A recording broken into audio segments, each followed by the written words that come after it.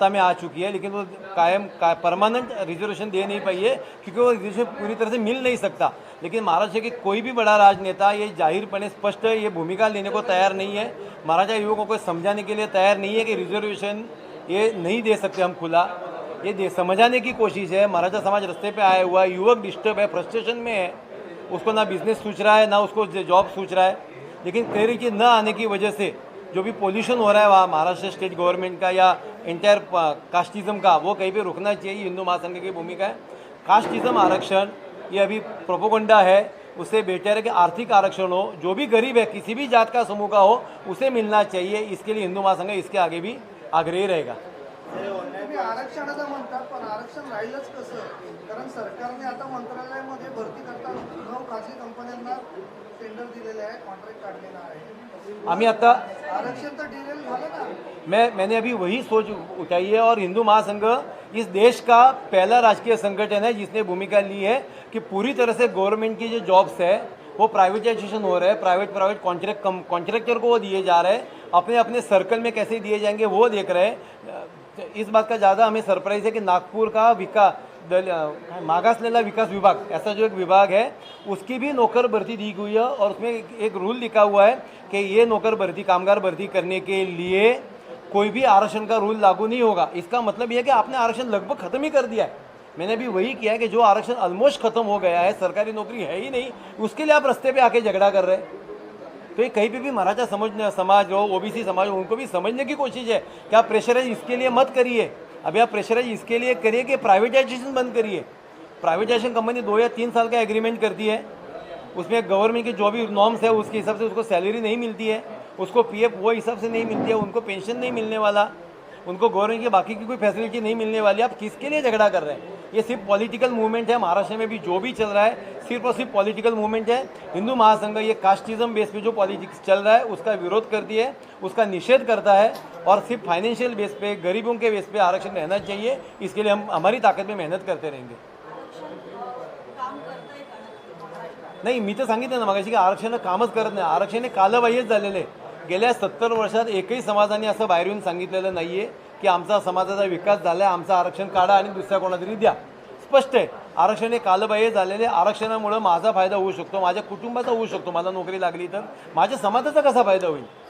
बरं, समाज जर 2 कोटी, आज 50 लाख 1 कोटी 2 कोटी असा समाज आहे, सरकारी नोकऱ्या त्याच्यापेक्षा खूप कमी आहे, तर सगळ्या घरांना कधी नोकऱ्या लागणार आहेत?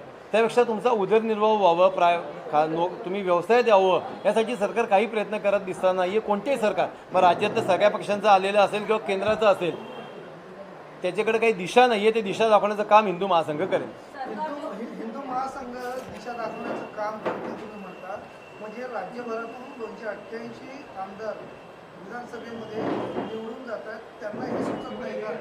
ते जातीय राजकारणाच्या बाहेर यायला तयार नाही आहेत। माझ्या मतदारसंघामध्ये 20% मराठा आहे, 22% ओबीसी आहेत। तुम्ही मला सांगा ना, सर्व राजकीय पक्षांचे नेते सर्वच समाजाच्या व्यासपीठावर जातात, ते मराठा समाजाच्या व्यासपीठावर जातात, आम्ही मराठा समाजाला अन्याय होऊ देणार नाही, तू ओबीसी समाजाच्या व्यासपीठावर जातात, आम्ही ओबीसीवर अन्याय होऊ देणार नाही। कसं बसणार आहे गणित?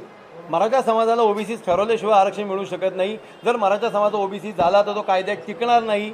समजा काही जादूमंतर झालं, कोणी सुप्रीम कोर्टात गेला नाही, अशी व्यवस्था लावण्यात आली तरी सुद्धा तर ओबीसीच्या ताटातलं ते जाणार आहे। पण हे सांगण्याची हिंमत का कोणी करत नाही आहे? तुम्हाला फक्त लोकांच्या हातात दगड द्यायची, ते थांबलं गेलं पाहिजे। आमचा हिंदू, मी म्हणतो की सगळ्या जाती कोणी असो, आम्ही हिंदुत्वाचं काम करताना हिंदू समाजातल्या जातीमध्ये द्वेष पसरवण्याचं जे काम चाललंय ते कुठेतरी थांबलं पाहिजे। हिंदू महासंघाची भूमिका आहे, आमच्या सभा होत राहतील, आमचे मेळावे होत राहतील, आम्ही आमची भूमिका मांडू। बिहारमध्ये जातीगत गणना झालेली आहे, तशी मागणी आता राजकीय पक्षांचे प्रमुख करतात। राहुल गांधींनी तशीच मागणी लावून झालेली आहे। मग त्याच्यावर तुमचं मी आता सांगितलंच ना, जातीय न्याय गणना महाराष्ट्रात सुद्धा व्हावी। 90 वर्ष आधीच्या गणनेवर तुम्ही आताचं रिझर्वेशन देताय, आता तुम्ही काय सरकारी त्याच्यावर नियम मांडताय? 90 वर्षात शहरातल्या ग्रामीण भागातल्या राजकीय आणि सामाजिक स्थितीत फरक नाही पडला का? 90 वर्ष आधी जसे आपण एकमेकांशी वागत होतो तसे आज आपण वागतोय आहोत का? ही परिस्थिती बदलली आहे ना। मग ते परत बदलली नसेल, परिस्थिती बदलल्यानंतर ज्या समाजाचं जे काय दुखणं आहे ते सामाजिक पातळीवर सुचवावं। पण आरक्षण हा विषय होऊ शकत नाही। समाजाची संख्या जी आहे लाखांच्या कोटीच्या घरात असताना मी वर्षभरात 1000-500 नोकऱ्या देऊन समाजाची प्रगती होणार नाही, व्यक्तिगत परिस्थितीत फरक पडू शकतो। खाजगीकरणाचा जो रणगाडा आहे तो सरकार दिक्कतपणे हाकत आहे। मग या नोकऱ्यांबद्दल काय शाश्वती राहील? आमचं म्हणणंच ते आहे की खाजगीकरण जाहीरपणे होतं आहे, जाहीर त्याच्या पेपरला बातम्या येतात, ते सांगितलं जाते, मग त्याच्याविषयी ना मराठा कोणी नेता बोलतोय, ना ओबीसी नेता बोलतोय, ना दलित नेता बोलतोय. कारण नोकऱ्या राहिलेल्याच नाही आहेत. तुम्ही फसवताय लोकांना. तुम्ही ज्या समाजाचं काम करताय त्या समाजाच्या लोकांना फसवताय, तुम्ही त्या समाजाच्या युवकांना फसवताय. तुम्ही घटनेची शपथ घेतल्यानंतर घटनेच्या विरोधात वागत आहात. हे थांबवण्यासाठी हिंदू महासंघ याच्यापुढे जनजागृती करणार. मग हिंदू महासंघाकडे नेमकं याच्यावरती काय असा प्रोजेक्ट आहे का की म्हणजे तो हिंदू महासंघ हे देशातलं एकमात्र राजकीय संघटन असेल की ज्याचा आमच्याकडे नोकरी लावण्याचा पण एक पॅनेल आहे. त्याला आपण प्लेसमेंट एजन्सी आहे. आम्ही वर्षातनं 8च नोकऱ्या लावल्यात खाजगी याच्यात, पण लावल्यात. आम्ही वर्षातल्या 2 कोटी नोकऱ्यांचं खोटं आश्वासन नाही दिलं. आम्ही 8 लोकांना नोकऱ्या लावल्यात. आमचं एकमात्र राजकीय संघटन आहे. आमचं एकमात्र राजकीय संघटन आहे की ज्याच्या पॅनेलवर चार्टर्ड अकाउंटंट आहेत, MBA फायनान्स आहेत, वकील आहेत, जे सार्वजनिक क्षेत्रात काम करत आहेत. आम्ही त्यांच्याकडे रिपोर्टिंग घेतो आहे की कसं असायला पाहिजे, काय व्हायला पाहिजे. आम्ही सरकारची वेळ मागतो आहोत, पण सरकारला वेळ देण्याचीच वेळ नाही आहे. त्यांना फक्त दगडे द्यायची लोकांच्या हातात. हे किती दिवस चालणार आहे? आज 15-20 वर्ष झालं आमचा मराठा युवक रस्त्यावर आहे. आरक्षणाच्या 2 पिढ्या गेल्यात आरक्षण मागता मागता.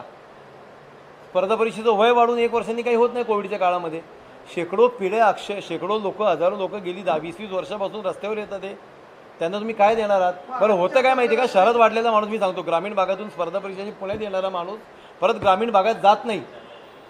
त्याला तोंड दाखवता येत नाही, वस्तुस्थिती आहे. मग तो पुण्यात कुठे किराणा माल काढतो, कुठे सायकल पंक्चर करताय. तुम्हाला काय अपेक्षित आहे?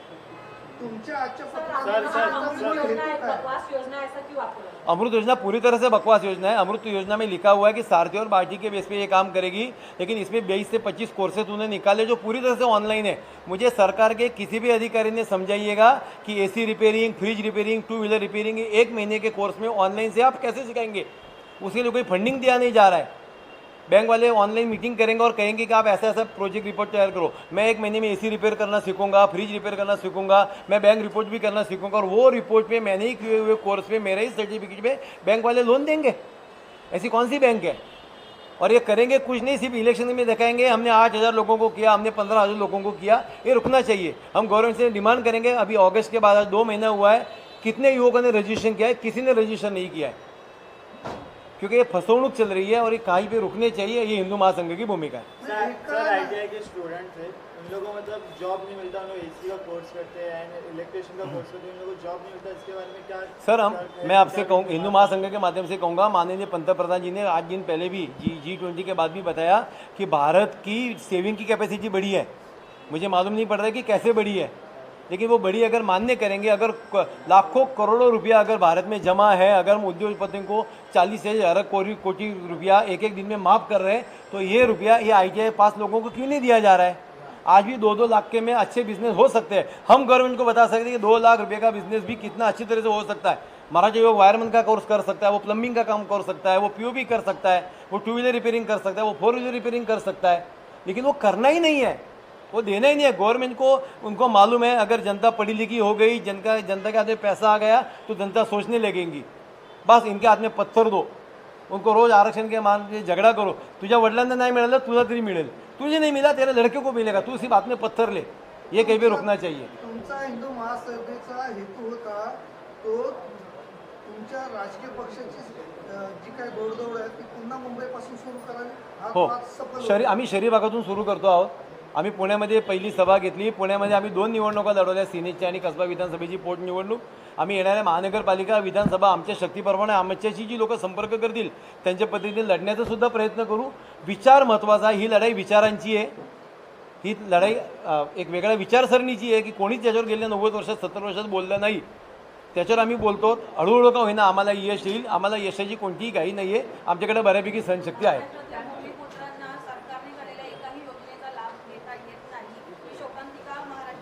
मॅडम हे दुर्दैव सांगतो तुम्हाला. मुंबईमध्ये जर आम्ही बघितलं, आमचा येताना विषय झाला, 90-95% टॅक्सी ड्रायव्हर सगळे, रिक्षा ड्रायव्हर सगळे भैया आहेत. पण मराठी माणसाची सुद्धा दुःख आहे ना की मराठी मुलाला सुद्धा कामच नाही करायचं. टायर पंक्चर काढायला तुम्हाला केरळचाच अण्णा कशासाठी पाहिजे, बेकरीवाला तुम्हाला तोच कशासाठी पाहिजे, लॉन्ड्रीवाला तुम्हाला UP बिहार का पाहिजे. पण मराठी युवकांना सुद्धा जर काम करायचं नसेल ते दुर्दैव आहेच ना. पण त्यांना लाईनमध्ये आणण्यासाठी, त्यांना कल्चर करण्यासाठी, त्यांना मोटिवेट करण्यासाठी 10वी-12वीपासून हे गोष्टी घडल्या पाहिजेत. आमच्याकडे रिपोर्ट तयार आहे की सरकारनं काय करायला पाहिजे. आम्ही वेळ मागतोय, सरकारला वेळ द्यायला वेळ नाही. आम्ही तेच सांगतोय. आमच्याकडे माहिती आहे आम्हाला 11वी-12वीच्या विद्यार्थ्यांना जर तुम्ही सांगितलं की तुझं शिक्षणाकडे कल कमी आहे, तुझे ॲप्टिट्यूड टेस्ट घेऊ, पण तू हे काम करू शकतो, पण तुम्हाला करायचंच नाही आहे. आता या घडीला जॉब नाही मिळत, त्यामुळे युवा पिढी ही रोजगार स्वतःचा स्वयंरोजगार या गोष्टीकडे वळलेली आहे आणि रस्त्यावर का होईना ठेले ह्या मोठ्या प्रमाणात ते उभे करतायत, पण त्यालाही जाचक गोष्टींना सामोरं जावं लागत आहे. या सरकारमध्ये. तर तुम्ही मॅडम मुळात तुम्ही परत त्याच्यावर जर आलो ना की जर रस्त्यावरचे स्टॉल आहेत ना, हे पुन्हा एकदा सांगतो सगळेचे सगळे नॉन महाराष्ट्रीयन लोकांचे आहेत. त्याच्यामध्ये बांगलादेशी सुद्धा आहे. पुण्यात आमच्या बांगलादेशी पकडले. आम्ही CPना भेटलो होतो की आम्हाला शंका आहे, कारण फिजिकली आपण सगळे म्हणजे एशियन एकच वाटतो, पुण्याचा काय, श्रीलंकन काय, अफगाणिस्तानचा काय, ते त्यांनी तपास केला तर बांगलादेशी सापडले. म्हणजे त्यांना पॅन कार्डसुद्धा मिळते डुप्लिकेट, आधारही मिळतोय. आमचं म्हणणंच ते की सरकार करते काय. आमचा मराठी युवक फक्त वडापाव खायलाच जातोय तिथं, तो गणपतीत नाचतोच आहे, तो नवरात्रीत नाचणार आहे, तो दहीहंडी फोडण्यातच मशगूल आहे. तुम्ही त्यांना काही देतच नाही आहे. जिथं हजारो लाखो लोक येतात तुम्ही त्यांना दिशा देण्याचा प्रयत्न करा ना. 4-4, 5-5 लोकांचं एकत्र करून त्यांना कॉन्ट्रॅक्टर बनवा. तुम्ही गव्हर्नमेंटच्या एजन्सीजना, तुम्ही बिल्डर्सना, कॉन्ट्रॅक्टर्सना, प्रायव्हेट कंपन्यांना सांगू शकता की तुम्ही 50% तरी स्थानिक लोकांना कडनं काम करून घ्या. तुम्हाला काहीच करायचं नाही आहे. तुम्हाला आजच्या वेळेचे आम्ही सरकारला परवा दिले, जे 15 दिवसाआधी 9-8 कंपन्यांना प्रायव्हेटायझेशन दिलं कोण, त्यातल्या 3 कंपन्या दिल्ली आणि UP बिहार बेस आहेत. मग तुम्ही मराठी लोकांच्या नोकरीसाठी जर दिल्ली आणि UP बिहारच्या कंपन्यांना कामं देत असाल तर दुर्दैव नाही का.